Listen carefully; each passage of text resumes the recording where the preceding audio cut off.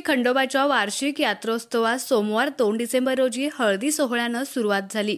शुक्रवार 6 डिसेंबर रोजी श्री खंडोबा व माता म्हाळसादेवी यांचा विवाह सोहळा होता। यानिमित्त मंदिर व परिसरावर आकर्षक विद्युत रोषणाई करण्यात आली होती। रात्री 9:30 वाजता तुतारी, सनई चौघडे व वाद्यवृंदांच्या साथीने सर्व मान्यवर मंडळी वाजत गाजत श्रींचा बस्ता बांधण्यासाठी सदाशिव मुळे यांच्या कापड दुकानात गेले।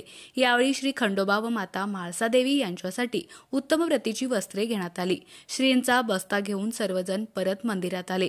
पुजाऱ्यांनी विधिवत श्री खंडोबा व माता म्हाळसा यांना नवीन पोशाख चढवला। श्रींच्या लग्न सोहळ्यासाठी मलवडीसह पंचक्रोशीतून आलेल्या महिला व पुरुष भक्तांनी संपूर्ण मंदिर परिसर फुलून गेला होता। यावेळी सर्वांना अक्षता वाटण्यात आल्या। रात्री 10:30 वाजता लग्नाच्या धार्मिक विधीला ब्राह्मण व जंगम यांनी सुरुवात केली। रात्री ठीक 11:15 श्रींच्या विवाह सोहळ्यास सुरुवात झाली। येथील श्री खंडोबा मंदिरात मुख्य गाभारा व त्या बाहेरील मंडपाच्या उजव्या बाजूला अशा 2 ठिकाणी श्रींच्या मूर्त्या आहेत। त्यामुळे एक लग्न ब्राह्मण व एक लग्न जंगम अशी 2 वेळा लग्न लावली जातात। अतिशय भक्तिपूर्ण व उत्साही वातावरणात श्रींचा विवाह सोहळा रात्री 11:15च्या सुमारास संपन्न झाला। त्यानंतर फटाक्यांची दणकेबाज व नेत्रदीपक आतषबाजी करण्यात आली।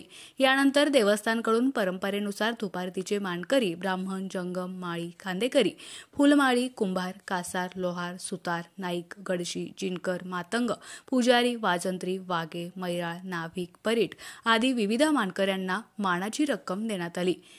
श्री खंडोबाचा वार्षिक रथोत्सव बुधवार 11 डिसेंबर रोजी आहे। यंदा यात्रा मोठ्या प्रमाणात भरण्याची शक्यता असून आतापासूनच मेवा मिठाईची दुकाने, खेळण्याची दुकाने तसेच मोठ्या पाळण्यांनी मलवडी गजबजून गेली आहे।